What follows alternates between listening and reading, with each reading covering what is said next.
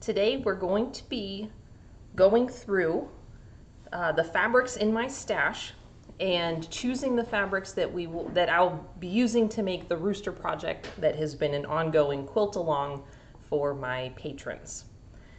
So because this is a public stream, which is a little unusual, usually my live streams are just for my patrons, I'm going to start with a quick overview of the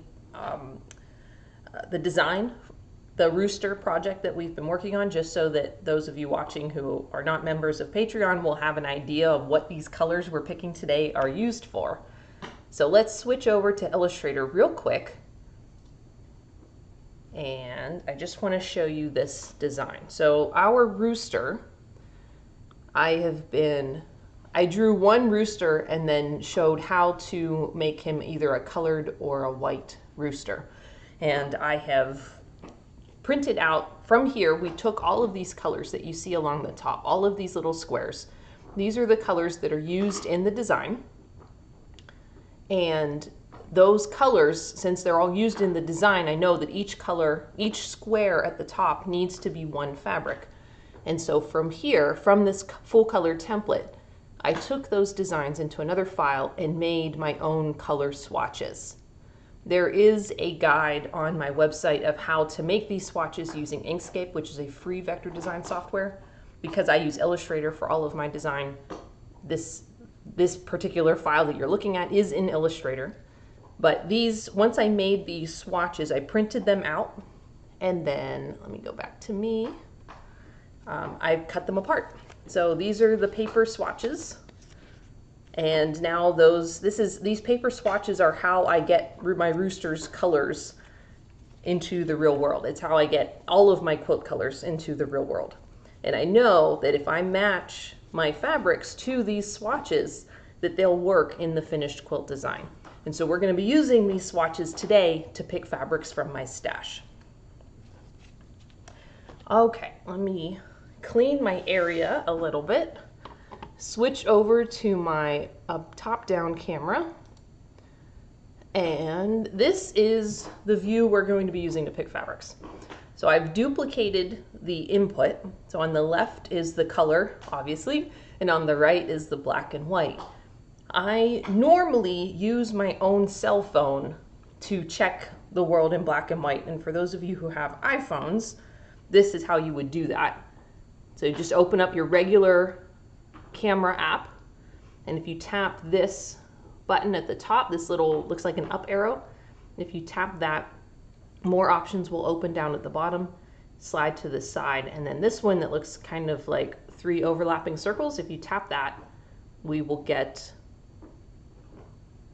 these filter options, and all you have to do is slide over to mono, and now you can see my cell phone is showing black and white imagery on the colored side of the picture.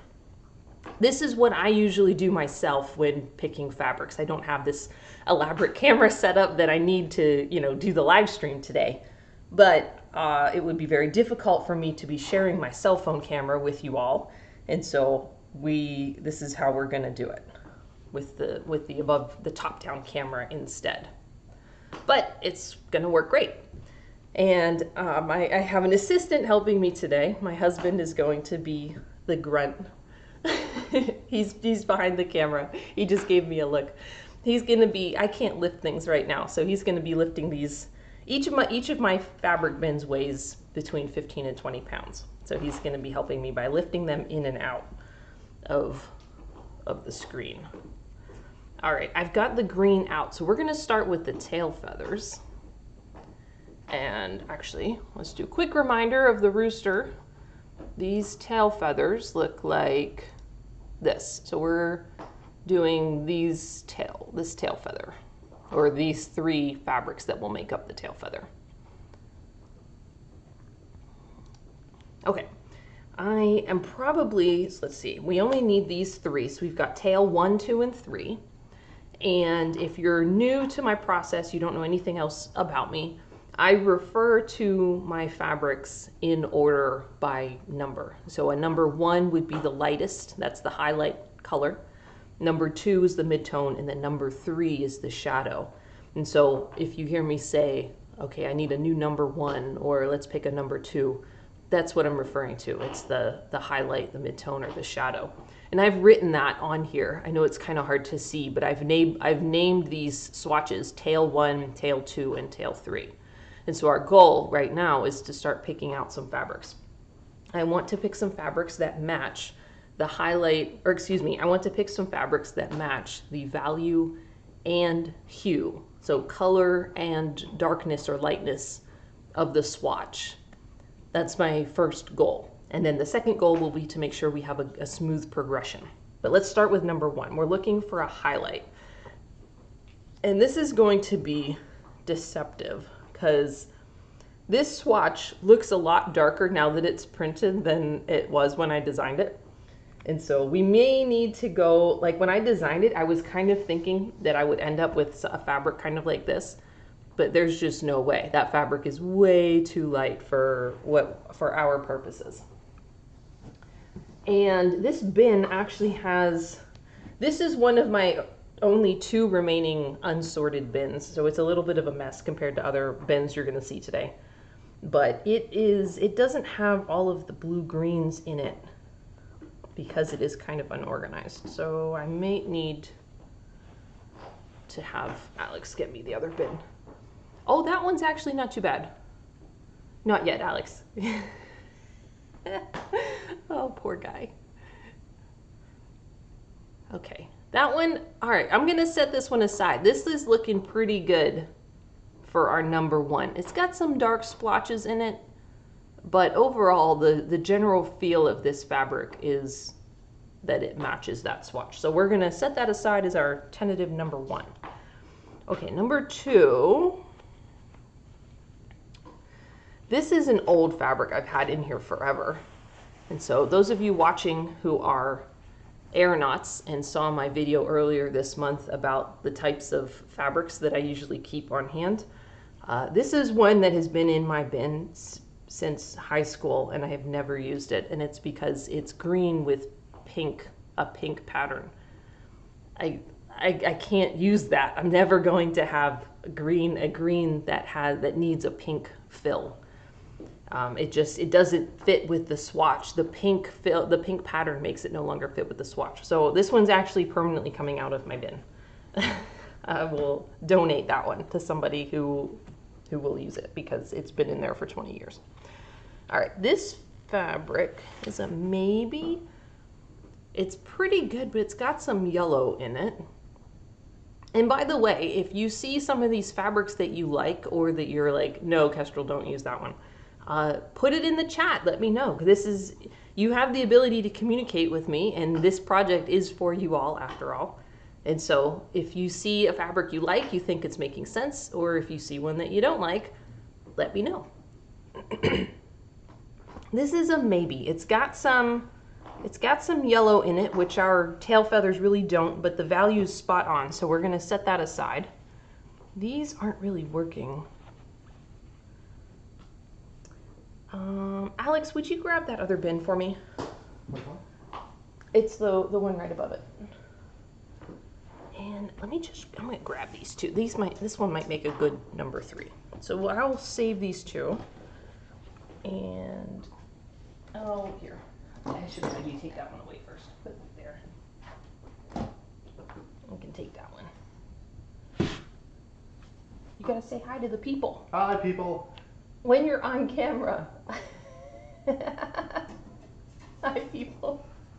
It says say hi to the people. I did. Yeah, when you're at the camera. Okay. Hello. This is my husband, Alex, everyone. Okay, you can see we've got some nicer blue greens here. Almost too blue, but actually we could pick the chest feathers next. And yeah, see, this is more along the lines of what I was thinking of. But that is actually, this is our number 3. Well, it looks kind of flat because the ticket printed out almost completely black, but I don't want a solid black. I want a dark green for this. So if we pull out this one, that was our 2, and we go with the 3. All right, and let's put our 1 in here. This actually isn't too bad if, no, that number, well, it wouldn't be too bad if we went with this one. It kind of compensates for the yellow a little bit. The progression it kind of makes a lot of sense if we do this. The problem that I was seeing with this one, oh, Alex June says hi. Hi. You claimed the first fabric. Ruth Ann, are you talking about this one with the pink? Or were you talking about one of the ones I picked for the rooster? Because if it's this one, you're welcome to have it. So the problem that I see with this fabric is that it's pushing the progression too far to the yellow spectrum, which would be not a problem, except it makes our number 1 fabric not match. So the number 1 now looks like the odd man out if this is our number 3. Whereas if I take this away and we go with a bluer number 3, this feels a little bit better. This one in the middle with its little splotches of yellow, it's not too far gone, and having a bluer number 3 kind of makes the whole thing feel cohesive. So I think that this is going to be tentatively our choice for tail feathers. All right, and when I set these up, like when I pull them to the side, I like to kind of keep them arranged so that I can easily see my choices. Because we're actually picking, almost 32 fabrics today, just for the colored rooster, and then another 9 for the white rooster. So when I organize my fabrics, I like to keep them in stacks like this so that I can see. Ruth Ann, okay, yes, you are more than welcome. It's, I think, a fat quarter, and it has no chunks taken out of it, so it is yours. I will save it for you. And if I don't see you before our next SAQA meeting, I will bring it next time. Ellen, good to see you. I know we usually are doing this at a time that you're not available, so I appreciate that you're able to make this one. All right, since we've got some blue here, let's go ahead and do the blue, blue chest. So this is, let's go back to our rooster for a second. This is going to be his chest. And let me zoom. We're doing the colored rooster. This is weird. I'm like running the mouse over here by my camera setup, and my keyboard is way off to the left. So this is a little bit strange. Okay, yeah, so right now we're focused on this colored rooster, and these blue tickets are his chest. So let's go ahead and take a look. I do have a whole drawer that's dedicated to blues. So if we don't find what we need in this drawer, we can definitely go over there, which actually these blues in the drawer are kind of greenish, and my blue tickets are not. My blue tickets are more purplish. I mean, they're not purple, but they've got more magenta than yellow. So hang on, I've also got these blue feathers, which are for the chicken. Put these up here. Ah, now see these, let me show you that picture again. So these tickets right here are for the white chicken, which I will also pick out today. So this is this chicken, this rooster, are these tickets. And actually, let me show you the difference between these tickets, because they're kind of, it's really the number 3 of the white chicken compared to the number, oh, actually on the camera, they look almost exactly the same, but they are not the same in real life. They are, one of them is warm and the other is cool, which just means that one has a little more magenta and Oh, you can kind of see. It's a very subtle difference. You can see it on the color overview here, though. So we're not going to be able to use the same fabric for these two tickets. We're going to want to make sure we use a different fabric for those. And I think we might be able to choose the dark one here. This fabric might, that's pretty good. Is it too close to the 2 though? Oh no, it's nowhere near the 2. So those splotches will be okay. So I'm going to set this blue aside as our feathers number 3. It's a solid maybe though. Oh, let's try one more while we're here.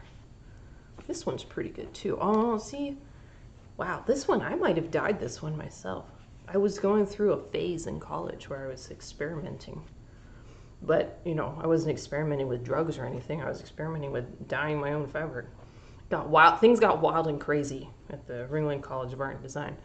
So I think I'm going to hold off on this one because it's got these white blotches and I really don't want white in our shadow. So now that I've opened it, we're going to nix that idea. Yeah, let's just keep that one aside. Okay, Alex!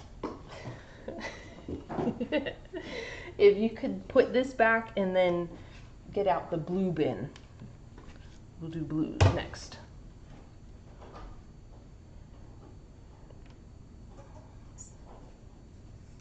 It's really a subtle difference, but it makes a big difference. Like this, the difference on the tickets is subtle, but the difference in the fabric in the final quilt would be really a big deal.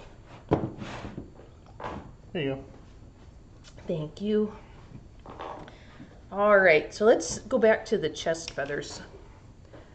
We've got almost black for number 3. I've got the perfect one for that. Look at that. This one, you can see that it's blue on the color, but it's so dark that this is actually the fabric that I used to make my butterfly wings. For those of you who have seen Beauty Queen, which is my alligator quilt, and she's got tons of butterflies surrounding her, all of those butterfly wings are cut, like the black veins on those wings are cut from a single piece of what looks to be black fabric, but it was actually this blue fabric. And you just can't tell in the butterfly, they look like it's black. So June says, I've seen you do this before, but I forgot how important it is to match the value as well as the color. Yes, that is the first step of this process. We have to match the value and the color of each ticket to the fabric. But the second step, and arguably the more important part of the process, is to make sure that we have an even progression of color and value from one fabric to the next to the next. We don't want any big jumps. And we don't want any big color shifts. We don't want any big jumps between light and dark. And that is super critical in making sure that our finished quilt looks good. So that process is why it's so nice to have these tickets for a reference to begin with, because otherwise we would just be totally flying blind. Okay, I'm going to set that to the side. Now we've got number 2, which might be, so this one's kind of one of those deceptive fabrics. It looks dark, like it looks black if you're not looking at it in comparison to anything else, but in reality it's kind of gray. Now this one is one of those fabrics that I mentioned on the video for the aeronauts earlier this month. This has a kind of like a speckly sparkle to it. All of those little speckles that you're seeing on the video are actually silver, so it kind of shines a little bit. So although the color and the value of this one work, that's just something I need to be aware of as possibly looking weird in the finished rooster because it's got those silver sparkles. But I don't know if I have anything else that would really be super good. Here's another one. By the way, you can see how much nicer this bin. This is one of my organized bins. I've got 2 nice rows. This is another one. I've got gold print on top of blue. I love it. It's gorgeous, but I've never used it. It just sits in my stash. And I look at it and say, wow, wouldn't it be nice to use that for something? And then I never use it because it's got that gold on there, which throws everything off. So this one's gonna sit out as a maybe, depending on our number one. Let's see. Well, actually, here we could do this. This one's got blue sparkles too.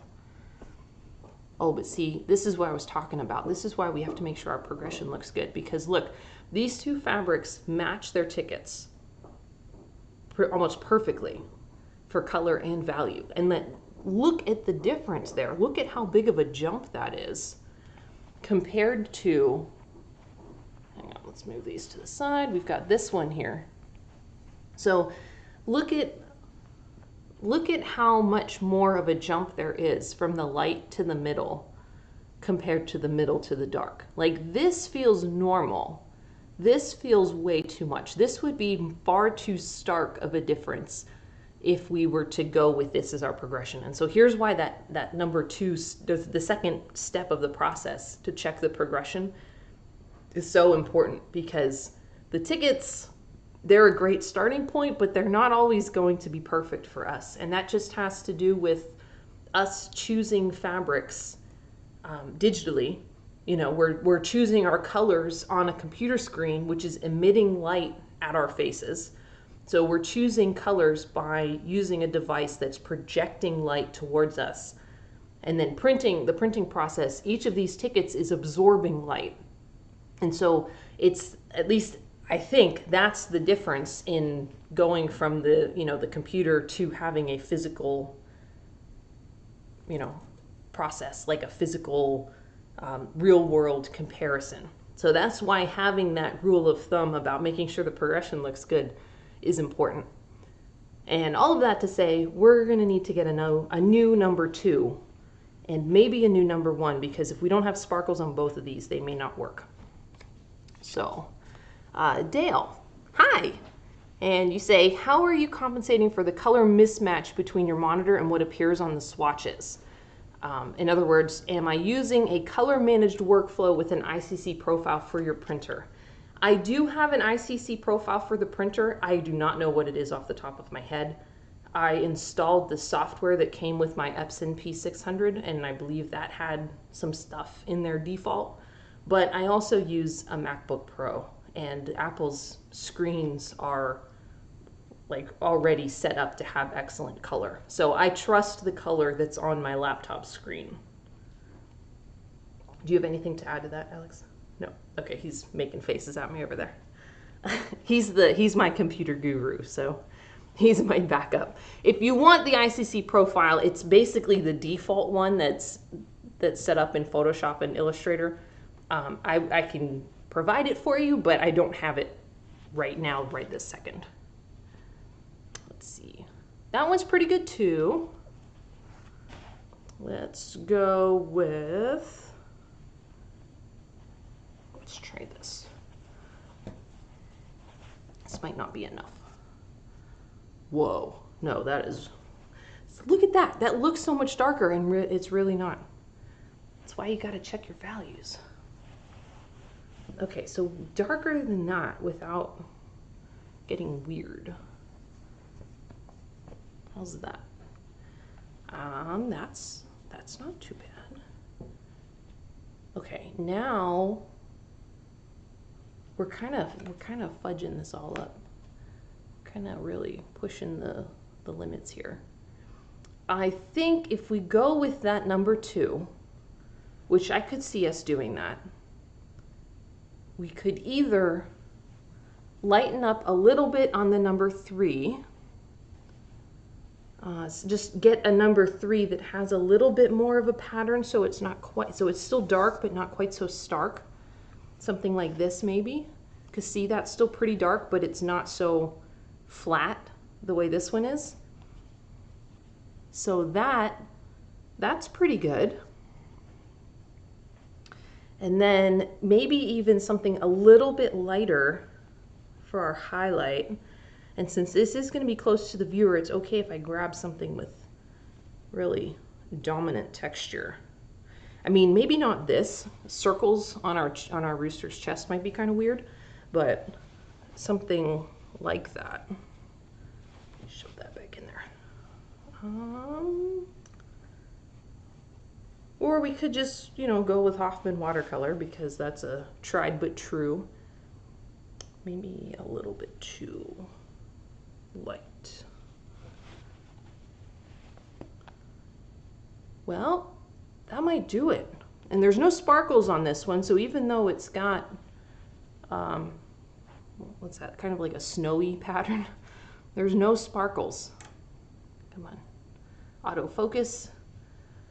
Yeah, what do you think of that one, of that progression? That feels pretty good to me, looking at it here in person. And we kind of went through a ton of fabrics to get there. But hey, that's kind of what it's all about. It makes, we will end up with a far better rooster if we take the time to go through all of this with a fine-tooth comb up front. Okay, a couple questions. We have a question about printing. So do I print out your image before printing the swatches? Would that give you a preview of the differences between screen and paper cloth? You could, you absolutely could. I don't normally print my templates in color though. I usually print them oversized in just black and white. And this is a video that I will be providing to all of my patrons later this month. Let me switch back to Illustrator here real quick and I will show you the print file for, so this is the Colored Roosters print file right here. So at the top we have the template in black and white, which is designed to be an 18 by 18 inch picture. It's not going to print full, you know, as a full sheet of paper unless you own an oversized printer. I find tiling my printing in tiled images to be a pain in the butt, honestly. I don't like doing it if I don't have to. And so I usually take my artwork to my local FedEx store, which has a 36-inch wide black and white HP printer. And I will print my template, which you can see at the top for the Colored Rooster. And then this layout at the bottom is a 36-inch square artboard. And it has the 9 layouts for the Cricut, which if I zoom out, you can see here. So it's these artboards. That particular file is for my square sticky matte artboards. I have a separate file I've put together for the tall skinny ones, and then 2 more files I've put together for the white rooster. So patrons, you will be getting all 4 of those files later this month, actually next weekend. Hopefully I will get to do that after I finish Brementown Musicians, but that's kind of top priority because that deadline is approaching a lot faster than I would like it to. So to answer your question more specifically, I don't print out my template in color. I've only ever really looked at my template on the screen and then used the swatches, the printed swatches to pick my fabrics. Second question, do I print out the image? Oh wait, sorry, that was the one I just answered. So this is a good reminder for Ellen. So she says, I'm taking a portrait class with Luke Haynes tomorrow and I need to select a 6-step gradation. Hey, here you go. So go back and recheck. Absolutely. You want to make sure that your colors and your values are smooth. And side note I know a lot of artists don't do this, but whenever I'm doing a portrait, if I'm doing it out of fused applique fabric pieces, I've always found that I kind of gravitate towards the solids. I don't know, there's just something about putting texture for pieces, for fabric, choosing textured fabrics for areas that are going to make up skin that just looks weird to me. It just doesn't sit right. Whereas if you use a solid, then that looks more natural. I don't know, personal opinion. I'm not trying to influence what you're doing. Just, you got me off on a sidetrack there. Let's see, another comment. Dale says, beautiful fabrics. Are you going to mix and match prints and batiks? I recall you saying that you use primarily batiks since they don't ravel as much and cut more cleanly. Yes, to answer that question, yes, we are picking a solid mix of prints and batiks. So in this progression here, these 2 are prints and this one's a batik. So I'm not, these pieces that we're cutting are going to be big enough that I'm not really worried about the fraying. It is a definite concern for some of my smaller stuff. But I want, this is an instructional piece. This rooster is going to be, he's a learning opportunity. He's a teaching aid. And so I deliberately made him bigger and with bigger pieces than I would normally choose for myself if I were doing it. Oops, sorry about the earthquake there. I bumped my camera. I have about 8 inches of clearance between camera and fabric here. So that very well may happen again. And I apologize in advance. Yeah, so in other words, for this one, I'm not worried about choosing only batiks. But that is a good question, and it's something I am normally careful about. Okay, let me get these back in here, and while we've got this bin out, we'll go ahead and take a look at the white rooster. Where'd this go? Let's put it over here. All right, so the tricky part about choosing a white progression is you have to start with a super, like a really powerful white if you want it to look, because you can't really get a white, just a plain white batik. Like this is about the closest you can get. Or maybe this one. This one's pretty, well, it's actually the exact same fabric. I apparently bought this twice. Let's stick that in there. Okay, so this one, I mean, and it looks whiter actually in person than it does on the camera, but you can't really get a white batik. It kind of goes against the nature of batiks. And so let me grab a print white, because a print white actually uses white ink, and that makes the fabric look super white, like it's got titanium oxide in it. I think that's, is it titanium oxide? Alex, could you Google that real quick? Is it titanium oxide that makes white super white? Like they put it in Oreo foods and stuff?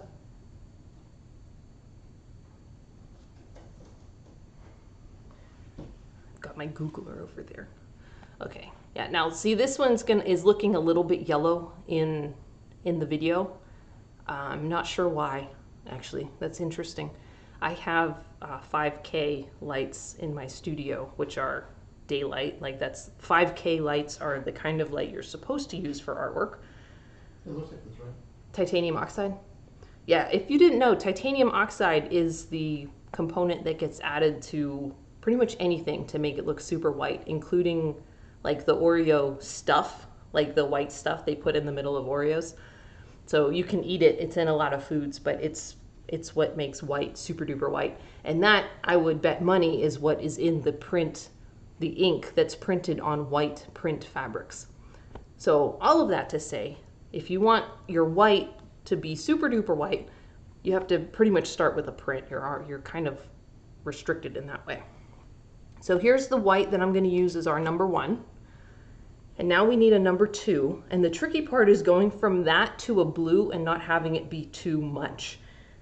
So let's try and get a blue batik if we can. This one's pretty good. That one's actually really good. And it's a batik. So now this is probably not going to fit too well.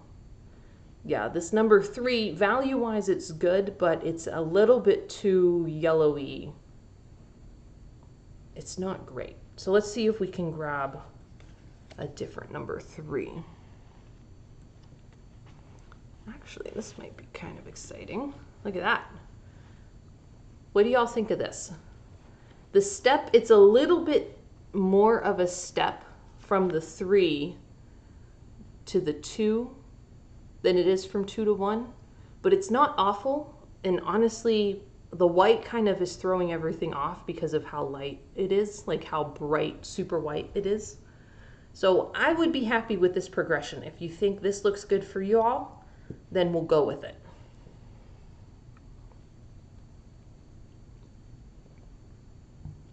And there's like a 30-second delay because of how the broadcasting software looks or works, and then it sends it to YouTube, and then YouTube has to send it out to you all.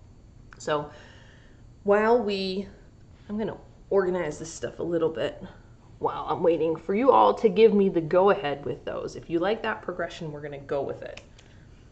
And then, let's see, we are going to have to do some grays and some reds.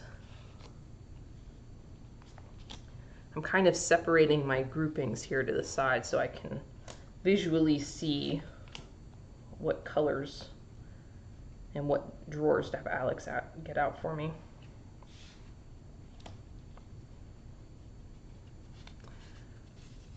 Okay, looks like you guys like these, which is good. So we will go ahead with this collection. And let's keep them organized like that. I will put a picture up on, well, actually, since this live stream's public, I'll go ahead and post the picture publicly and show you like an overview of all the fabrics that we picked today. Hey, Alex, can you come take this bin?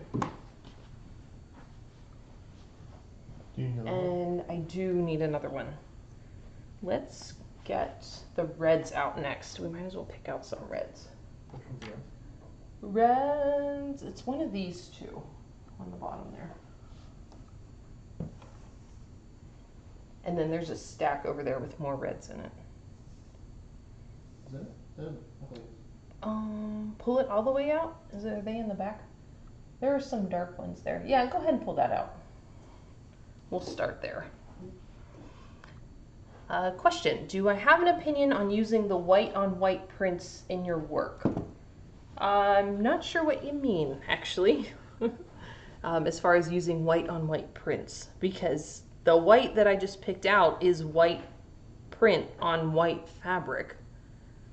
So I like using those for anything that I want to come across as super pure white, especially combined with the blue shadows. But it also has to be kind of a selective usage. It's kind of easy to go overboard with it. So if you can be more specific, I would be happy to provide more info. Alex, can you give me that second stack over there with all the reds in it? The one in the back, yeah. Whenever I'm selecting fabrics for my quilts, I always keep them separate from the rest of my stash. Thank you. Mm-hmm. Like I always keep them out until I'm done with the quilt. And so I end up with just these stacks of fabrics. And I had to use a bunch of reds for Brementown musicians. And so that's like, I'm done with the fabrics for that now. So those fabrics are now fair game. They're free pickings for this next project. I just have to get them out of the stack. So let me do that real quick. I got some pinks in there too, that's okay. All right, we got all of our reds here, and the reds are in this bin that's kind of multicolor. So let me turn it. Okay, our reds are kind of in the back here with some other pinks. Not sure I'd want my husband to know exactly how much fabric I have in my stash. He knows. He's over there laughing at me. I do buy it all out of my business money though. So that was our agreement when I first was looking at getting back into doing fabric full time.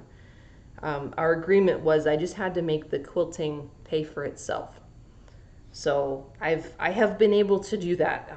Last year was the first year that the business was in the red, and this year it's going in the same direction, which is very exciting. So all of that to say, he doesn't get to have an opinion on how much fabric I have unless it starts expanding out past the studio, which it has not done so far.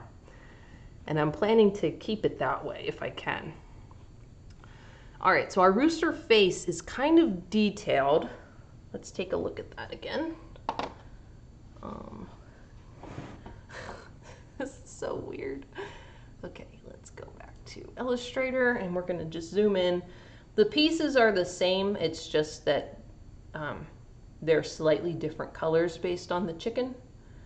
So you can see this number 3 shadow goes up underneath the number 4, and then the 8 down here also goes underneath. So they're not super small, they're not quite as delicate as the beak is, but they're still kind of tricky. So now that I look at it, it looks like doing the number 3, the shadowy, like the really dark shadow, would be okay as a print, but if I can pick the other 2 as a batik, that would be good. So that's what we're gonna shoot for if we can. All right. So white, oh, Ellen, follow up to your previous question. White fabric with little white elements on it, like little, with elements on they, like little thimble, etc. I think there is a technical term for this type of fabric printing process, but can't remember the name. Well, as far as using something like that, I'm not familiar with the process that you're talking about, but as far as using it in my quilts, really the only requirement is that it's cotton. So if it's cotton, if it's 100% cotton, then, and it works, like it works with where the area that I want it to go, it matches the swatch, matches the progression and all that. I don't see why I wouldn't use it. Okay, another question. I see how the color progression and values work with the actual fabric, but some of the fabrics chosen don't match the color of the swatches. Well, here, we've chosen 6 so far, and I can pull them back in. And keep in mind that the camera is shifting the color a little bit, as you saw with the whites especially. Oh, I guess we did also choose these whites. So they're a pretty close match in person. And on the camera, like this one we knew was going to be off because the original progression that we had chosen that did match the tickets was off. And so we made that conscious decision as artists to put the progression in front of perfectly matching the ticket, which is the correct way to do it. But otherwise, these tickets, the color of the tickets pretty well matches the overall impression of the fabric. Is there one in particular that you're questioning? Because they look good to me.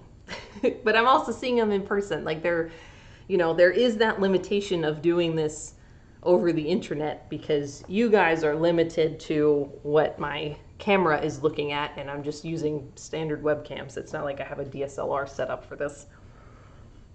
But let's take a look at some reds. So we've got a pink, a red, and then a dark red.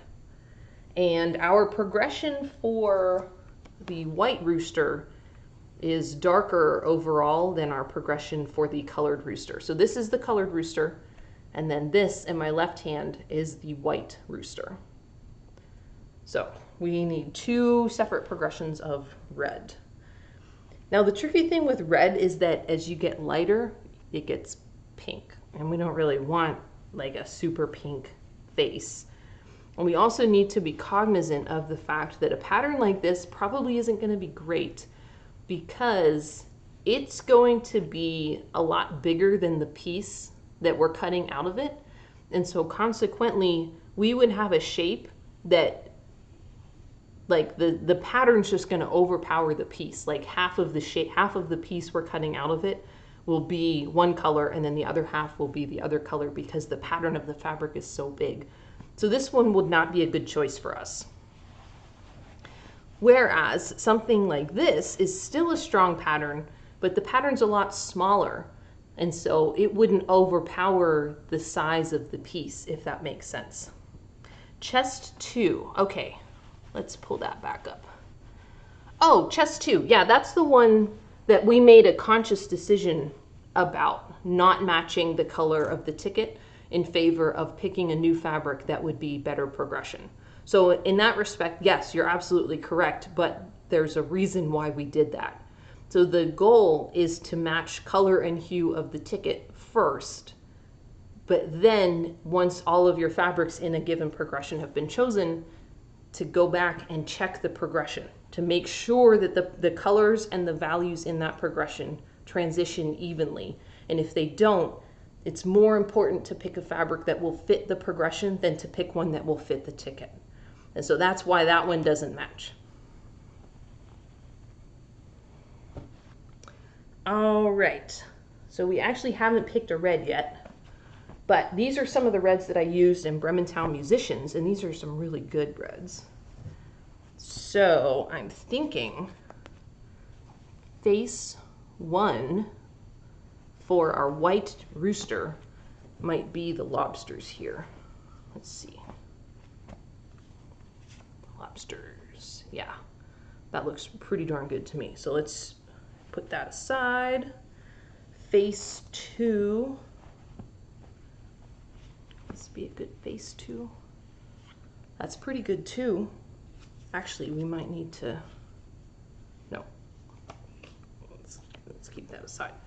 Okay, so we've got our 1, we've got our 2, and now we need something super dark for 3, which might be this one. Is that going to be dark enough? No, see, look at that. Our progression is almost nothing. That doesn't get dark at all.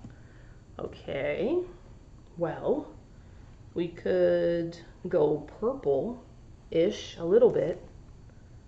Let me see what we've got in here. Dark reds that still look red and not brown are really hard to find. Just, so if you find one at a store, you should buy it because they're hard to get. Okay, so this is like a purple, but that's actually, well, value-wise, that looks good.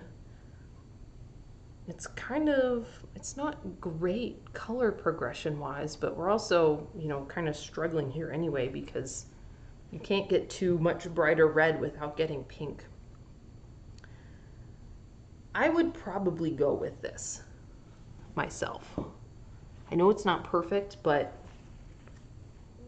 honestly, we're probably not going to get perfect. Here's a brown if we went more brown. But we're going to have a lot of brown in the chicken because, or especially in the colored chicken, because it's a, we've got some oranges in a couple different places, and when orange gets dark, it goes brown. So we're going to need browns. So, I mean,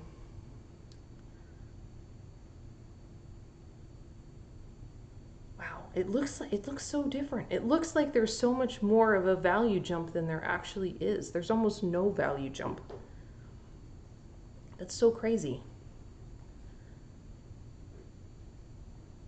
June likes the purple. I'm kind of leaning towards the purple myself.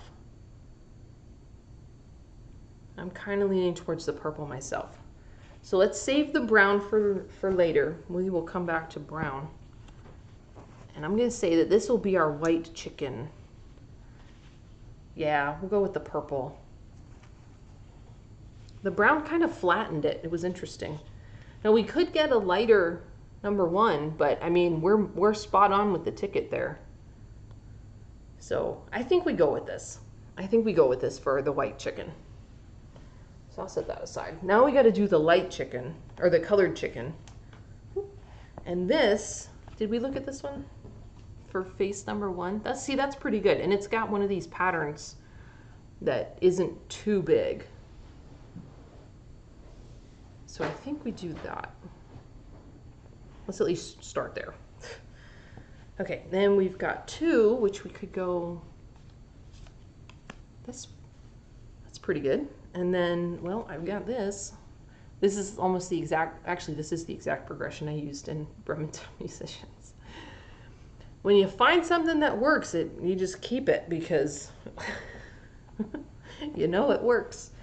So I'm liking it, except I don't know if that number 1 is light enough actually. So let's audition a new number 1. Let's see, is this any lighter? This was that, I think this was that one I pulled out before. Oh yeah, see? Wow, look how much difference that makes. It's so subtle, and yet it just feels lighter than this other one, even though they're almost exactly the same. It's those dark spots. It's these dark spots in the texture that are making all the difference. That feels better to me. I think we go with that one. Yeah. All right, and then let me put these away. So I'm gonna set this to the side. We'll go with this for our color chicken. Full color chicken. All right, let's set that there. And then let me put these away while I have it out. I realized that if I fold my fabrics in thirds or sixths of a yard, then I can get two nice and neat columns on either side. And it makes it really easy to keep everything nice and organized. And then when I put them back in the bin, I also like to keep the largest part of the fold facing up. It just makes it a little easier to look in and see what kind of colors and fabrics I've got. All right, and this goes back here. Put that back in there. And then we'll put this here. And then I've got one more, and then we can get rid of this bin. Alex. Actually, this might, I'm gonna save this. This goes in a different bin. Okay, swap that out. Oh wait. No, hold up, never mind, false alarm, false alarm. We need to pick something else out of this bin. Oof. Okay, sorry. I made him get up and walk over here. Okay, we need to pick the feet and beak for the white chicken, which is kind of a beige-ish, which ought to not be too difficult. So I'm thinking this, is that dark enough? Oh no, look at that.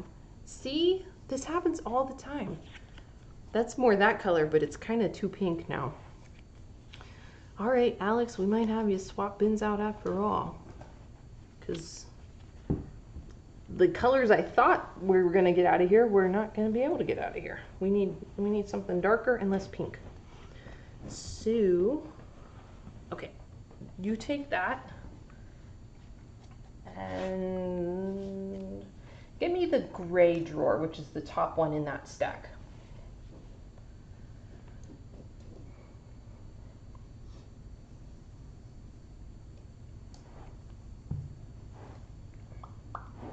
Thank you.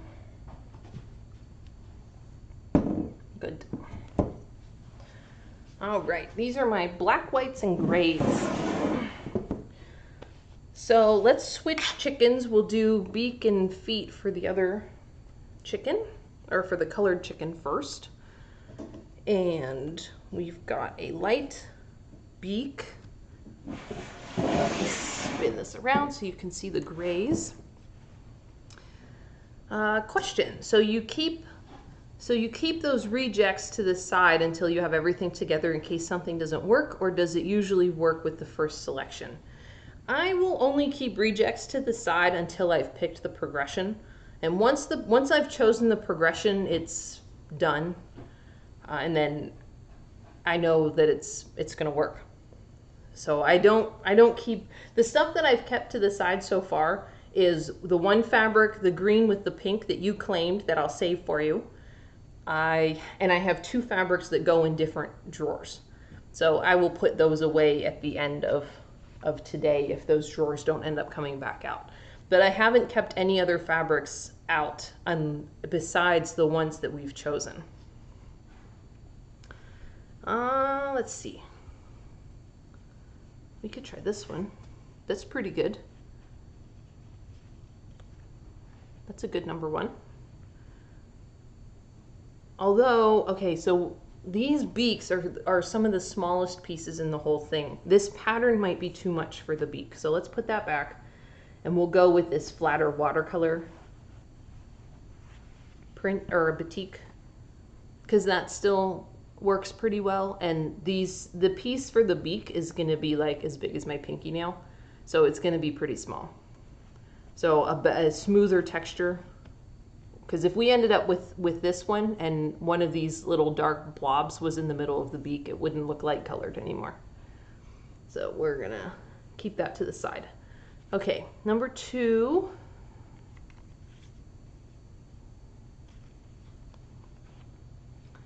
Let's pull this back up. Oh wait, maybe not dark enough. It's tricky. It's very tricky. And I am trying to pick batiks for this because they're so small. It'll cut easier if it's a batik. Okay, so that'll be our number 2. Let me put this one back. All right, so we've got 1, 2. Now we need a 3 from something a little darker, right around in here. Is that too dark? Let's see. Oh, looks pretty good to me. Yep.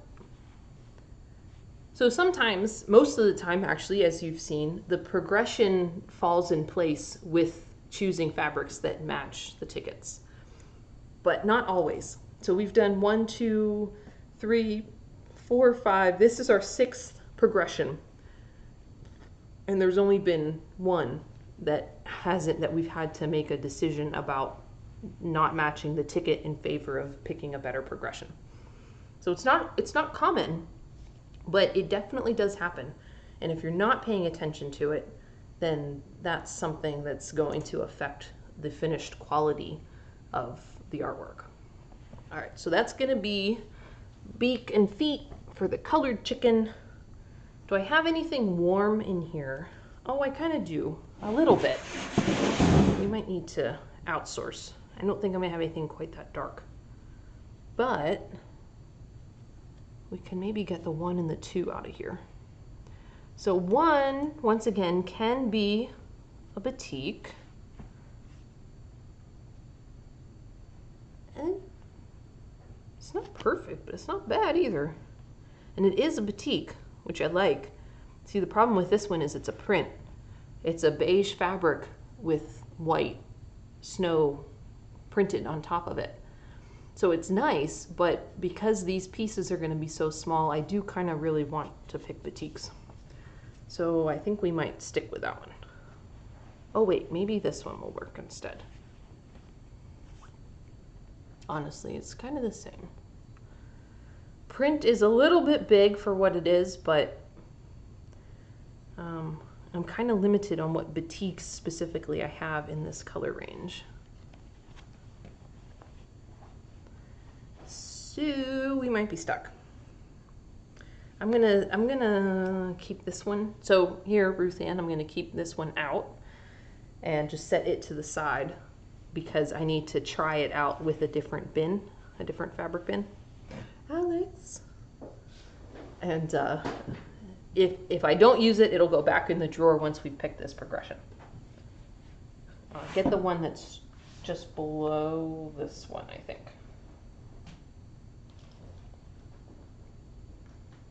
Oh. Hang on, I've just grabbed a progression from my stack, my used pile. This might be the answer to most of our problems. The lightest one is a print, so no, yeah, go ahead and pull that one out. I'll show you as soon as he brings that bin over for me.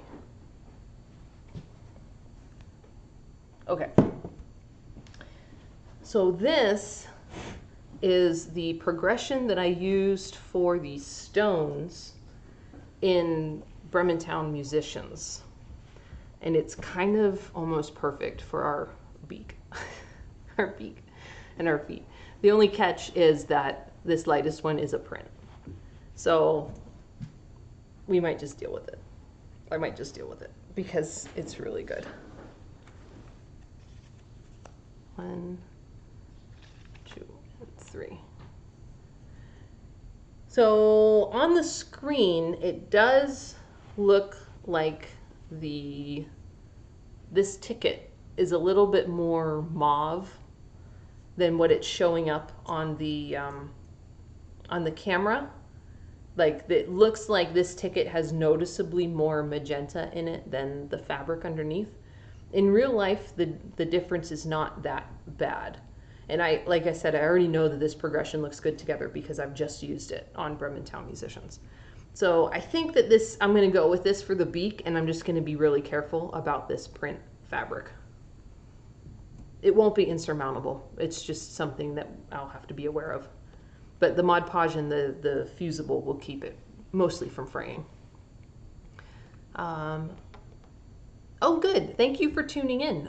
You said that the GW said thank you so much for sharing this process with those outside your group and that you learned so much. I'm glad to hear it. Yeah, this is one of those processes that I've come up with myself, and it just feels like something that should be accessible to everybody. This doesn't feel like something that I should keep to myself or not share with the world because it's so useful. And if other people can use this process to help them pick better fabric choices for their quilts, then that's something that should be shared and made available. So that's why this one I thought was a really good skill to share with everybody. All right, so I'm going to say we go with this as our beak and feet for the number, or for the white rooster. It's a good thing that I've been looking at these tickets so much and can really keep track of which progressions are for which rooster, because I did not label that part. I didn't worry about labeling it because honestly, I'm not expecting you all, patron members, to make both roosters. I mean, you can obviously if you want, but I didn't separate them that way in the file. And now I'm realizing maybe I should go back and do that, because if you're not careful, it would be easy to get them all mixed up. Okay, now we've got a bunch of oranges and browns and yellows. So we may actually not be picking as much out of this bin as I thought. We'll have to see. We've got a bunch of oranges coming up, but we definitely need the wing. This is a tiny little section on the side of the rooster. Let me go back and show you that part of the drawing. Okay, Illustrator, and then we'll go over here. So those two tickets are, hold up, I'm supposed to have, oh yeah, there are 3 tickets here. I just didn't pull out the last one. So this is the wing. It's starting with number 55 right here, and then it's this brown part of the wing that we're picking for. So, a question. Doesn't the scale of the middle one concern you for the white rooster beak and feet? So let's pull this back out. I'm assuming you mean the scale of the texture. Well, oh, this isn't in the camera. Hold up, let me move it. Yeah, so that is something to consider. The beak is going to be a very small section of this. And so technically we could end up with the same problem that I was talking about with some of the previous fabrics. But when it comes to the feet, that's something else I had forgotten, that the feet are also going to be taken out of this fabric. The feet are going to be kind of scaly, and hang on.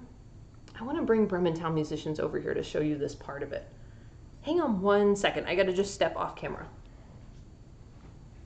I put the needle.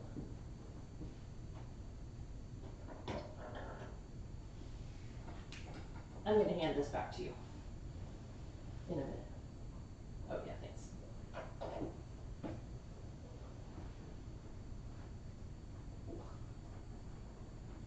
Okay, I hope that you can see, I hope you're going to be able to see the quilting on this. So let me set these to the side. That was a good question, Ellen. All right, so Bremertown Musicians, where was I working? Okay. Let's see if I can get this under the camera without bumping it. Nope, couldn't do it, sorry. I bumped it. Okay, so this is the upper corner of Bremertown Musicians, and I've started quilting the pebbles in the, sorry about him. Oh, there goes Luke. Can you just see, does he want out? No, I think people will be here doing grass stuff. At the neighbors? Our guys were here yesterday. Yeah, I don't know. Okay, so you can see I've started quilting the pebbles on the stonework around here. Let me hold this up so you can get an idea of where this is on the quilt. Okay, so here's the quilt. The area I just showed you was right here, where I'm waving my hand. So it's kind of in the top, right above the window. And whoop, this middle fabric that I've shown here is the one, like these three fabrics are what we just picked out for the beak and the feet on the chicken. And because of how this looks, and you can see it over here too, because I've done this whole section along the top. It just, once the quilting is on there, and the quilting is kind of this pebbly texture, which I'm not going to be doing pebbles for the feet specifically, but they're going to have kind of a loopy, not loopy like this, but loopy as in echoing the pattern. Gosh, let me show you so you can see. What I'm trying to say is it looks really good on Brementown Musicians, and I think it's also going to look really good on the chicken. So you can see how I kind of have this wobbly outline to it to imply the presence of scales that you would see on a rooster's foot. Like a chicken foot is scaly like that. And so I think that having that number 2 fabric and quilting it not in circles like this, but with an in and out loop that's kind of similar to pebbles, even though they won't be closed all the way around, I think it's going to look really good. And so I'm willing to just take the risk that the beak cuts from the absolute wrong part of the whole thing, and that there will be enough scrap fabric left over that I can just manually cut out a beak if it looks awful. But based on how this worked for this quilt, I think that progression is going to look really good as texture for a rooster's foot. So I hope all of that made sense, even though I was only able to show a tiny part of this quilt. The part that I have yet to do on here, by the way, let me change it to, wrong one, sorry. Okay, the part that I have, whoops, sorry Luke, kicked them in the face. It was right behind me. The part I have left to do is the stone on both sides, Luke, and then also the food down at the bottom. So I've got maybe 12 to 15 more hours of quilting. Alex, can you put this back over there? I have a baby dog. I know. Yeah, just slide it under the needle. Okay, that thing's heavy. By the time you get all those layers of fabric stacked up and then add quilting to it, it gets heavy. Okay, other comments. Seconded. Dale says about how valuable it is to see your selection process. Oh, good. I'm so glad that you're finding this helpful, because, like I said, this is a process that has really made it possible for me to design digitally and still end up with good-looking quilts in real life. So I'm hoping that you're able to use this yourselves too. And then last one, thanks for explaining that. It makes sense. Okay, good. Yeah, so basically I might have been more concerned about choosing that fabric if I didn't have an example that I was literally just working on. And so I'm willing to take the risk in this case. But otherwise, yes, that would have normally been a concern. Okay, what's next? We've got the wing. That's what we were doing. The wing. Okay, you might hear some squabbling behind me. They're both going for a bone. That is my only complaint about this studio. I don't have any doors. I can't just shut off and have my own space. I mean, I do have my own space, but it's also everybody else's space. Okay, this is another progression that I just did in Brementown Musicians. And it is the highlight, the number 1, if this works. The number 1 is a batik. Number 2 and 3 are prints. But they're actually spot on. They look really good. And the wing doesn't have any in and out jagged pieces like some of the other feather sections. So I think this would be a really good opportunity to use some prints because they're just going to be straight lines. So there's not going to be any jagged stuff. So I'm going to say that this one's look really good for the wing. And we'll put that aside. Okay, and now we just have a bunch of colors. So these are what we've got left. We've actually done all of the white chicken, and we've got the shoulder and the back of the colored chicken. We've got the neck of the colored chicken, and then we've got an eyeball. And these are all super orange. So I'm gonna say we're gonna look in my orange yellow bin for these, but we'll try and pick shoulder out of this bin. And that way we kind of separate it a little bit. All right, that brown that I kicked back earlier was this one. And I think that that would be, oh, it's almost too dark. Look at that. All right, well, we'll keep it. And if it's too dark, then we'll grab something else. But it is a batik, which is nice. Let's see, we need kind of a reddish. And I've got kind of a reddish right here. Once again, I kind of use all of the same colors, apparently. You know, all of these colors were used for a cat, a dog, and wood grain in Brementown Musicians. And here I am picking a chicken, and they're gonna look just as great for chicken feathers. So it's really kind of funny how that works out. If you've got a fabric that works, man, it's gonna work for a lot of stuff. All right, we've got 1 and 2, and maybe 3. Let's see. Is that, whoa. Wow, look at this. Look at, well, it's actually quite obvious on the camera, but in real life, there is not very much difference between these two. And yet, it is so super obvious on the camera.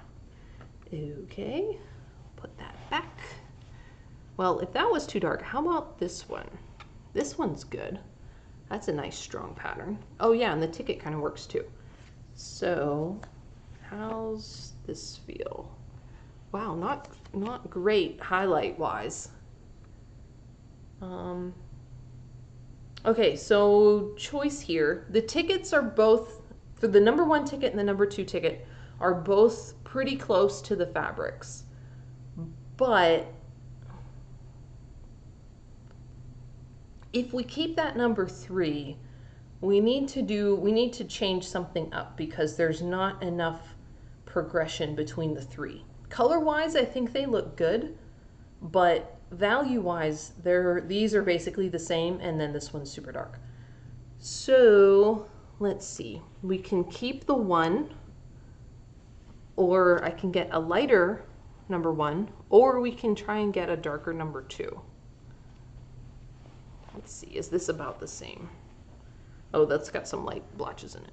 I picked this one deliberately with these light blotches, which was unusual for me, but I picked it to use on the rust that's on the wheel and the steam gauge in Not Today, which is the Roadrunner quilt that is, you can see a piece of right here hanging right behind me. That was okay to use for the rust because rust is supposed to be very varied in value throughout the whole, you know, everything that's rusted. And so it worked for that, but I do need to be careful about using it in other places because it's just a little bit, it's too much sometimes. All right, is this any better? Nope, that's not the same fabric, but pretty darn close in value. So let's put that back. We might be stuck with the number 1 and have to get a new number 2 because I don't have a whole lot of lighter stuff in here without going to a completely, like making it not reddish anymore. Is this about the same? This is tricky. Here's another one of those that I've got to be careful about. All of this shiny copper, it's shiny. It's like a foil on top of the fabric. So it looks really cool, but it's gonna catch the light in a way that flat matte fabric wouldn't, and so you've got to be careful. I bought this once again to try with the rust that was in Not Today and ended up not using it, but now I have it. What did we got? Well, here's a print. Focus. It's not great. It's not great. All right, let's try this one. That's gotta be lighter, right? I mean, a little bit, but it's not great. It's not great. It's better, but it's not great. Okay, see, the trouble is keeping this much red in it. We might need to, like, if we went with this and take that super red one out, this is the best progression I've pulled out so far. It would mean the wing isn't quite as reddish, but it has a better progression than what we've been looking at so far. It's not optimal. I admit it's not optimal. This one's a little calmer. Maybe that's better. Maybe this number 2 just had too much variation in it. See, that's pretty good. What other stuff had I pulled out for? Oh, I've got that one. No, that's not red. That's not red enough. Nothing else in that stack. Oh, I've got this. Oh, see? Look at that. And I've got, you know, you can tell I've got almost none of this left. I should have bought more. I don't think this one's in print anymore. Or it's a boutique, so I don't think they're making it anymore. But I mean, look at that. That's the best so far. Now it's a big area, it's a big pattern, but the section that we're going to be cutting out of this is a decent sized piece. And so I might strategically choose an area that's just more on a leaf instead of over the background. But overall, I think that this is the best that we've looked at so far. It's not quite as red as our number 1, but the value matches. Mostly, this pattern does have a lot of variation in it, but for feathers, that kind of variation is gonna look good. It's not too much, it's not over the top variation, and the pattern is tight. And so I think that this is gonna be good for our colored rooster. So this is nice. I'm picking fabrics from Bremerton Musicians, so I won't have to put them away. They get to stay out longer. I don't like putting fabrics away. I don't know why, but usually I'm really good about cleanup because I don't like having a messy space, but there's something about putting fabrics back in the bins that is just so tedious for me. It's just really, really hard. All right.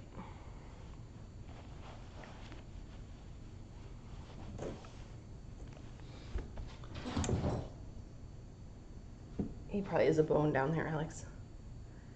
All right, now we're going to need I think we're gonna need the orange bin. Could you come swap out the orange bin for me, please? Yeah. Is Revan just threatening his bone?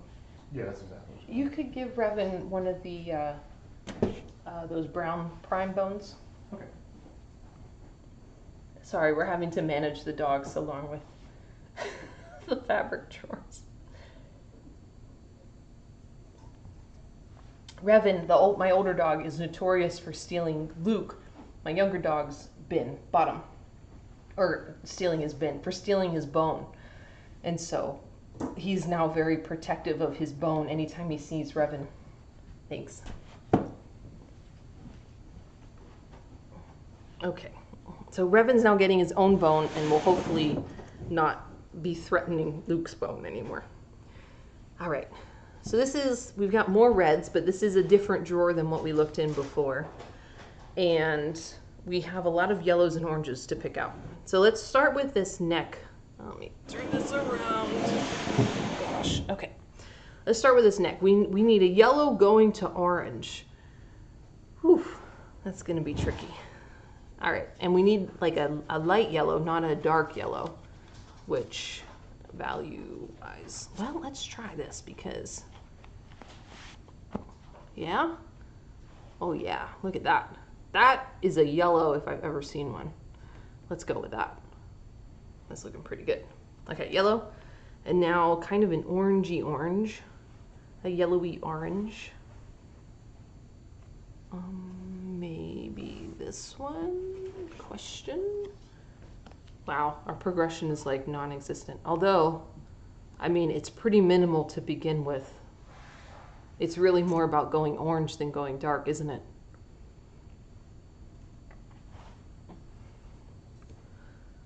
So, I mean, it's not bad, but it's a little too close. It's a little too close. So let's grab a different middle orange. That's, gosh, that's so pretty. It's so pretty. But I think it's a little bit too spiky in color, if that makes sense. It's just a little bit too sharp of a pattern. I want something a little calmer.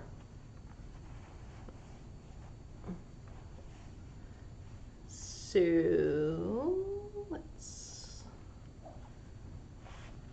is this gonna be too much?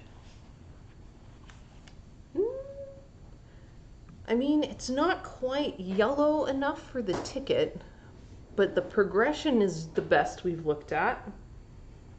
And I don't think I have quite enough options for us otherwise. Here, let's try. You can tell the colors I don't really use a whole lot because I've only, got a foot of them. Whereas, brown was an entire drawer and blue was an entire drawer. Some colors I don't use too much. Well, that's pretty good. It's not, we could go with that. Let's see what our shadow orange is gonna look like then. Is this good? That's pretty good. We could probably go with that. What do y'all think? Does that look pretty good to you? I mean, the yellow is kind of stark, but it's not too bad. This orange is a nice balance between the two. And this orange, our number 3 shadow orange, it has more red in it than yellow. So I think the progression's pretty good. We don't have that strong of a progression with those colors anyway. So I'm kind of thinking that. And then for the eyeball is just kind of a solid. So this one's probably good. Just use that for the eyeball. I think I'm gonna go with that. Move that, eyeball. All right, we've only got 3 left to pick. This has gone really well. So we're gonna do those last 3, and then we're actually gonna have about a half hour. We can either end the stream early or put some ideas in chat. What's some stuff that you'd like to see, or do you have questions about any of the Rooster Project stuff I've uploaded so far? We've got a half hour. We can do whatever y'all would like. If you've got more questions, if there's something about the studio you want to see. I am going to be making my studio tour public as my blog post this month. So that will be coming a little bit later. Oh gosh. Put that to the side. All right, we've got 3 more. An orange going to dark orange. Orange to dark orange. We might need our brown bin back, but let's start with these. Let's try this one. Wait, back? I thought back didn't have any highlights. Hold up. Yeah, back doesn't have highlights. Okay, here's where I got mixed up. So you can see here, I've got a ticket for back 1, 2, and 3. But let's take a look at the rooster. I didn't actually use back 1. I only used back 2 and 3. So back is the name that I gave this section of the rooster. So 65, 6, 7, 8, 9, and 70. So these like 6 pieces right here are back, quote, back. And if we look at the colors up here, you can see that I chose the progression. Like I have a highlight, a midtone, and a shadow, but I never used the highlight. And the reason that I did that is because his whole back is in shadow. His neck is blocking the light and is actually casting a shadow. Like his neck is the reason why there's this harsh shadow along his tail feathers right here. So his whole back and like the side of his wing here, all of this is in shadow. And so it didn't make sense to put any highlight color back there because there is no highlight. It's in shadow. So there's only the midtone and the shadow. There's no number 1 fabric. And so I printed the ticket. I don't actually need to pick a fabric for because I forgot that that's what I did. All right. So I'm going to toss out back 1, and we only need back 2 and 3, which since they're kind of reddish brown might make more sense to get out of my brown bin. But I don't think I'm gonna have anything, question mark. Oh, look at that. That's actually really pretty. And that's like a paisley. Now it's a print. It's not a batik. So that is a consideration. I don't think it'll be a problem to cut. Those are some big jaggeds. You know, they're like big, they're big and long. They're not little and back and forth. So I think it'll be okay. So I'm going to say we go with that. But it is, you know, paying attention to whether you're picking batiks or not batiks is something to just be aware of. Batiks or prints. All right, Alex, I'm going to need you to get my browns back out, please.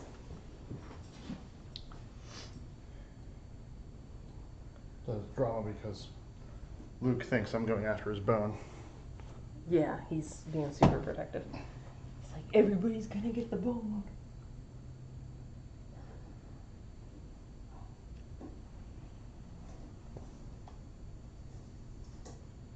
Top. Or second down. Yeah. She has to tell me which colors are which because when she says get the reds, they look exactly like the greens and the browns to me. Oh yeah, I don't know if they knew you were colorblind. Yeah. Alex is colorblind, and so he struggles. Poor thing. All right, so here's our red. Now we need, yeah, see? Look. Wow, that is so much darker, but isn't that fascinating? There's like almost no difference between these two. And yet, this looks super dark, but the progression looks good. Yeah, Ellen says, kudos to Alex. He's a great studio assistant. He is a great studio assistant. Gosh, I know that it's so much darker than the ticket, but like I know it's gonna look good. I kind of want to keep it. If we didn't go quite that dark, I mean, this is better, but it's still got, come on, autofocus. It's got these light patches, which is what I was talking about a little bit earlier. Let's see. We could go with this one. This one's not quite as dramatic, but man, do I like that dark one. What do you all think? Which of these two? I mean, I know the ticket doesn't match. Move this so you can see. Come on, autofocus.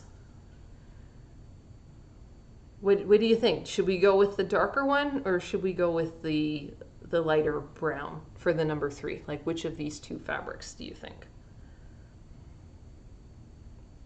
They're going to be next to these green fabrics. How can I show that? Yeah, because these are the tail fabrics, so that they'll actually be closer to the darks like that. So I think having the darks actually on the chicken, the way they go is they'll be touching like that. So I'm kind of thinking that we go with the dark. Yeah. I think the dark's gonna look really good. Darker, yeah. So this is one of those situations where you start by picking the ticket, and then you're like, okay, artistic, you know, my artistic intuition, based on how these fabrics are going to be arranged and what the progression looks like, is I think I need it to go a little bit darker. So I think this is a really good example of a demonstration of that whole process. Like, the tickets are great. The tickets are really excellent for showing us where to start. But you need to be able to massage it a little bit. So in light of that, that's the last fabric that we have to pick. If we're going to go with the dark, and it seems like the chat consensus is that darker is better, which I'm excited about because we would do what y'all vote for, but I do think the dark is going to be more exciting. That's the last fabric we have to pick. So is there anything else that you want to see in the last half hour? Otherwise, we can just end the stream a little bit shorter today, because this was, I honestly wasn't sure how long this was going to take, and this was the only thing that I had planned to show. But if there's something that you want to see, you have a question, or you want more information, I'm happy to, keep going for the full 2 hours. So June says, do you think that occasionally breaking the rule is what provides the magic? It's hard to say, because it's hard to say that breaking the rule is what makes the magic, because then that implies that the rule is holding you back. And that, I definitely don't believe that. The rule, or the process, match your color and hue to match the hue and the value of the ticket to a fabric, and then make sure you have a good progression.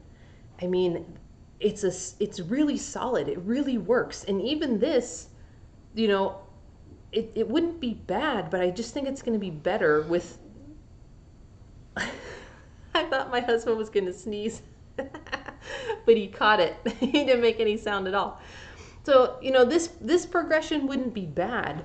I just think the dark is going to be better in this case. And so it's hard for me to say that breaking the rule provides the magic, because I'm a big believer in the rule. It needs to be there. But at the end of the day, when you're making your final decisions about color and which fabrics you're going to choose, you've really got to be happy with your selections. And for me, I mean, we've had to make an artistic change about a choice for, I think, 2 fabrics. This one and one of the blues for the chest of the colored rooster. All of the other fabrics we chose follow the rules. They all match the tickets. It's just been 2 times where we've said, no, we can't match the ticket in this case, and we've got to pick something else. And so, I don't know. It's hard to say. I don't think I can definitively say that breaking the rule provides the magic, because it's one fabric out of, what, almost 30. Like, the rule really works. So I hope that makes sense. But if it doesn't, ask a follow-up question and I will be happy to answer. Jen Haxton says, I was late in joining, but I really am interested in how you set up the camera to see the value with the color. Is that how you do it without us watching? Oh, okay. So the way that this setup is, we've never kind of broken the fourth wall a little bit, and showed you my setup. So let's talk about that. What I have right now, let me angle my personal webcam, and you can see the camera that I have right here. Let me put my hand just behind it. So it's right here. You can see the cord coming out of it. And that's a Logitech Brio webcam that I have on an angle. It's on, well, here, it's on an arm. Oh, gosh. There, you can see it's that black arm. And we're running into my monitor. Yeah, you can see that black arm there connects to my Logitech Brio camera. That's what's holding it up extended over my work table right now. I have that feed piped into OBS software. And let's switch.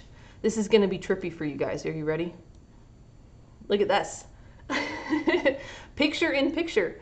So this software, this window that I've just pulled over, actually let me minimize the rooster so it's very obvious. This window that I've just pulled over is the window for OBS, which is Open Broadcaster Software. It's the software that I use to put my videos together and record my videos and stream. This is the software I use for every live stream. And I have the split view piped in twice, which unfortunately I'm not going to be able to show you because as soon as I switch the view, you can't see the window anymore. But I basically have it duplicated.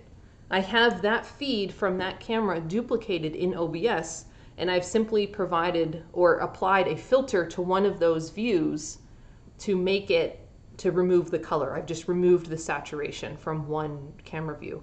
So that Logitech Brio is providing the video. I've duplicated the video and then desaturated it for one view. And that's how you've got the side-by-side view for this stream. This is not how I do it for myself. This is kind of a pain in the butt, actually. This would be hard to do for me. What I normally do is use the app, the default camera app on my iPhone. And I have an iPhone. And if you tap this little button up at the top, you get these options along the bottom. And if you scroll to the right, there's this option that looks like overlapping circles. If you tap that, that brings up all the default filters. And I'd usually just swipe it over to mono so that my cell phone will show me a view that's in black and white. This is what I usually use to pick my fabrics. So I will look at, all of my tickets and fabrics through my cell phone. And that makes it so that I can go out to quilt shops and still be checking the value live. So I hope that answered that question. We've got some more in the chat. Zoe says, I do not have a question. I only wanted to say I'm new here and thank you for sharing your process. I've only started drawing the rooster, but it has been so fun to learn a new skill. Awesome. I am so glad to hear it and thank you for tuning in today. And if you have any questions as you're going through the rooster, because you're at the beginning of the process, but take your time, go through it at whatever pace you're comfortable. If you have any questions, just post them on the Patreon post, or you can put them into Flock, our Discord server, and I'll be happy to answer in whichever way, anywhere, wherever you post your question, I'll be happy to answer in, because I want you to be able to do this project. Ruth Ann says, it has been very valuable to see your process. I have not had a problem with color, but I see the value in printing progressive tickets, in 3 progressive tickets. Yeah, the tickets were really a game changer for me. When I started designing digitally, I was really, my artwork kind of exploded. Like they doubled in size and quantity of fabric pieces that were going to be used in it. And consequently, I started needing like 80 or 100 different fabrics for one project. There was no way I was going to be able to pick all of those without some sort of reference. And so I had the idea we were picking paint colors for our house. And so looking at all of those paint chips on Sherwin-Williams' wall that's what gave me the idea to make my own color chips. And man, oh man, has it made it nice to have a way that is repeatable. It's like having a formula. Like it works. I know that it works, and so I no longer have to worry about getting my colors out of the computer or how I'm going to do that. These swatches make that possible. And so they were kind of the answer to bridge the 2 worlds for me. Okay, June says that explanation made sense, which is always good to hear because sometimes I feel like I'm way too close to my subject matter and it's hard for me to know if I've articulated correctly. So thank you. I'm glad to hear that was good. Ruth Ann says she's really happy to learn how to use CEO's phone at Quilt Shop. I don't know what you mean. I apologize. Use CEO's phone at Quilt Shop. I mean, maybe you just meant a cell phone, like to just use a cell phone at a quilt shop. Yeah, it's amazing. That was actually, I got to give credit to Alex for that one. He's the one, he's over there nodding like, yeah, give me the credit. He's the one who, because when I grew up, my parents were my mom was a graphic designer, and she had been a graphic designer since before computers were invented. And so I was familiar with using acetate films to like turn the world completely red, and then you can check value that way, but you're looking through a red filter essentially. So I was trying to figure out how I could, make that a skill that I could share as a way to, go to a quilt shop and be able to check value on something. And Alex was like, give me your cell phone. And he just pulled up the camera app and flipped it to the mono filter and handed it back to me and then left the room. So I was like, oh my gosh, you're the answer to all of my problems. And he's like, I know. It was pretty funny. But yeah, he's the one who gave me that idea, and it works great. Dale Stewart, you're so good at articulating your process. This is really valuable. Thanks. Well, I am so glad to hear you say that, because I'm making this content for you all. And if you couldn't understand what I was teaching, then what would be the point? Right? I would be wasting both of our times. So thank you so much for telling me for that compliment. And I'm delighted to hear it, because that's my goal. I want you all to get this stuff. Sell, not CEO. Okay, so I guessed correctly. And then Ellen asked, what printer do you have? I have an Epson P600, which is a wide format. It's actually, there are other printers in that family. I think there's like an Epson P400 and a P800. They're all different widths, so they'll print different widths of media. I believe mine was the middle option, and I bought that one for two reasons. I wanted a printer that would print tabloid. So the Epson P600 will print up to 13 inches wide, I believe. And then you can attach a roll on the back, so you can do a roll feed if you want.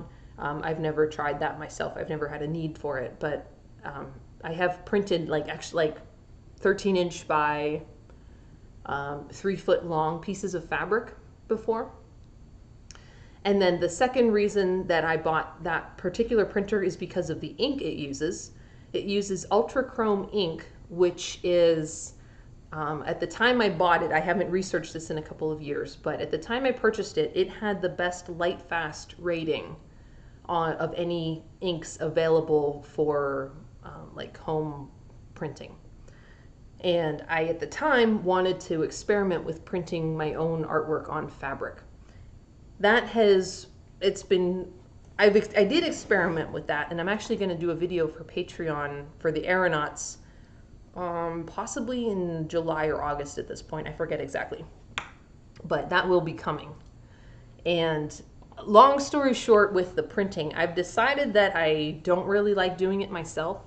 There are some downsides to printing my own fabric.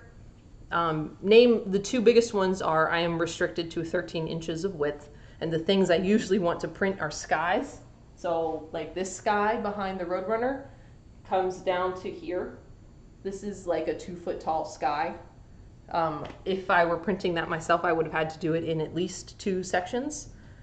So that's kind of a pain, because then I would have to align them up and make sure that there was no seam in the middle. And I have done that before, but it was kind of a pain. And then the second thing about printing fabrics myself is I found that the fabrics are extremely sensitive to heat. It is very easy to burn fabrics that I have printed myself. So I'm one of those people who just cranks the iron up to linen, and like if the fabric can't survive, it's not for me. I know that's really not the best policy, but that's the way I do it. So yeah, I've found it's a lot less headache for me to just send my artwork, anything that I need printed, like my skies, just send them to Spoonflower. It's like $20, and then I don't have to deal with it. So it was kind of a failed experiment, but the printer is great. I do really like the printer. And I can print high quality stuff on it. Like I've actually printed reproductions of some of my quilts as prints to gift to family members and that kind of thing. So it's been a great little printer, but if you're not interested in experimenting with printing on fabric, maybe just get a laser printer, because you'll be buying a lot less ink refills. But I'm happy. We have no plans to replace it until if and when it ever breaks. But Dale says, can you clone Alex and send a copy this way, please? I don't think the world could handle more than one of you, Alex.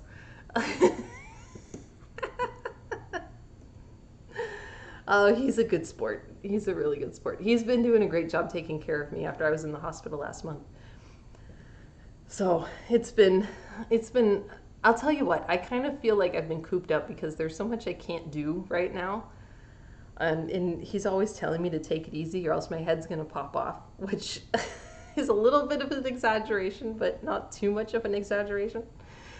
Okay, there's one last thing I want to do for you all because I just thought of this before we hang up today's call, unless there are other questions, in which case I'm happy to stay until 1 o'clock. We've got 15 minutes. Alex, could you put this bin away? And I just want to arrange out all the fabrics that we've picked under the, wait, no, I'm not going to be able to do that because the camera. Well, that's okay. Alex can still put the bin away. Because the camera's a split view, I don't have enough space to show all of these fabrics that we've picked. But I will take a photo and share it with you all after this live stream. Great insight into the printer. I've been thinking about printing on fabric. Yeah, it's, oh, sorry, I missed Dale's too. Dale's comment too. The print, it was a good experiment. I'm glad that I went through that exercise, but it's really not, I've ultimately decided it's just not for me. But I could definitely understand how someone could go, you know, just dive in with both feet and make that their thing. It is definitely a rabbit hole to go down. And then Dale said, what fabric were you using for your inkjet printing on fabric? The Dharma cottons. I did get it from Dharma. Hang on one second. I have it in this drawer. I bought a roll. So this is the roll of printer fabric that I purchased from Dharma, but I think they're jacquard. Hang on, I stuck this thing in here. Yes, jacquard inkjet fabric systems. There's like a sticker in here that I'm reading. And I'll tell you all of this again when I do the video about it later, but it's specifically the cotton sateen material. And this is their 17-inch wide roll. So this roll is 17 inches wide. And it was 35 feet long. I've actually printed quite a bit. This roll was maybe double this width. And what I use it for now, I do still print on fabric using this stuff. And I use it for making the certificates of authenticity on the back of my work, which is covered up a little bit here. You can see, because I send this out, this quilt goes out to shows, but this is the certificate of authenticity that I put on the back of my quilts. And because I'm attaching those directly to the quilt, I want to print them on fabric and make sure that they're, you know, fused to the back, and I use Misty Fuse to attach those. Ellen asked, how are you feeling? I'm feeling better. I'm definitely better, but I can tell, for those of you watching this who didn't know what happened, I got 2 vertebral artery dissections, which means the 2 arteries that go up either side of my spine and send blood to my brain tore. They both tore. And I was in the hospital for 3 days last month in April. And the recovery is going to be a 6-month-long recovery. And I have to be on blood thinners to prevent clots from forming, because the last thing you want is clots going to your brain. But it's a slow process. You know, I'm one month into the recovery process, but I'm doing better. It doesn't hurt anymore. It's just, it's like I can feel them if I'm trying to do too much. So if I'm trying to lift something heavy, or if I bend over without crouching all the way down, that I can feel the blood rushing to my brain, which is a very strange and kind of creepy sensation.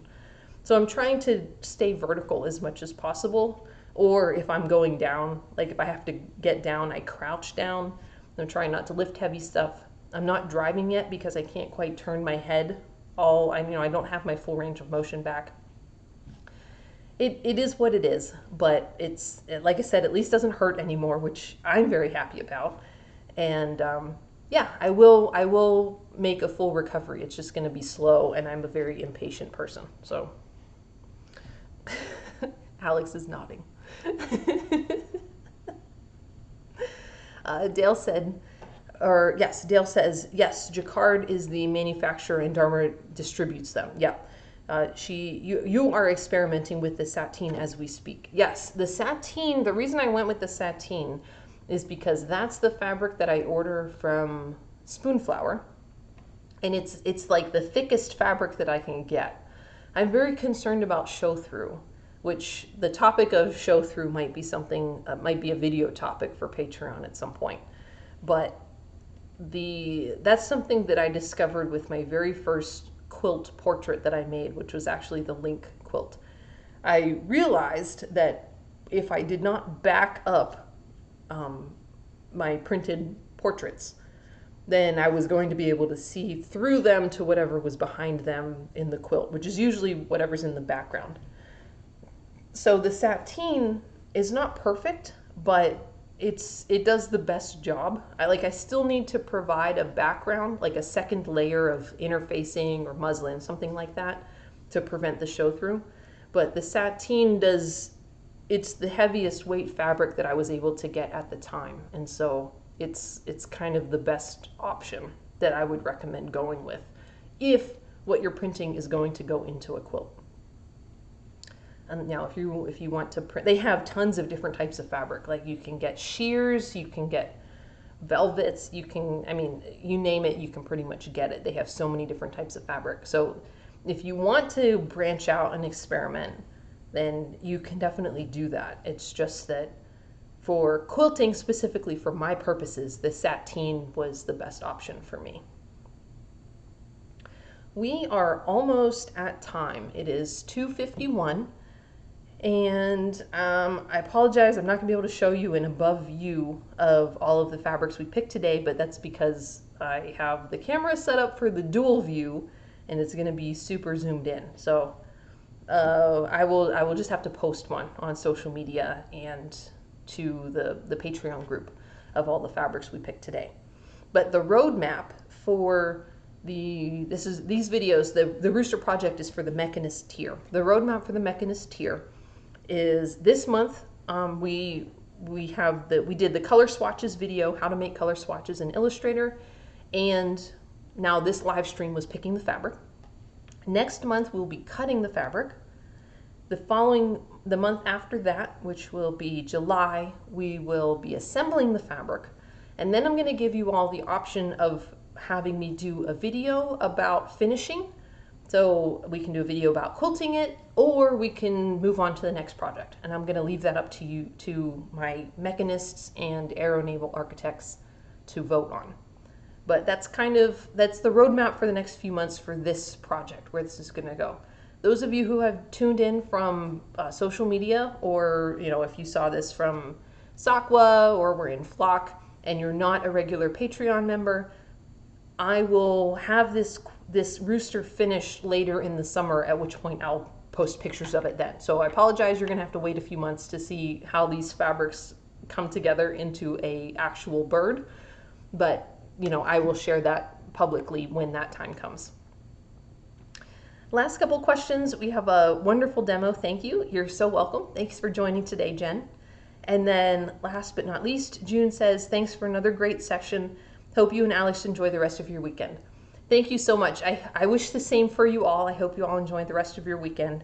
And I'm probably going to go veg on the couch since I've now been standing a couple hours, and I'm kind of feeling it. So we're going to call it for today. We're almost to time anyhow. Thank you for tuning in.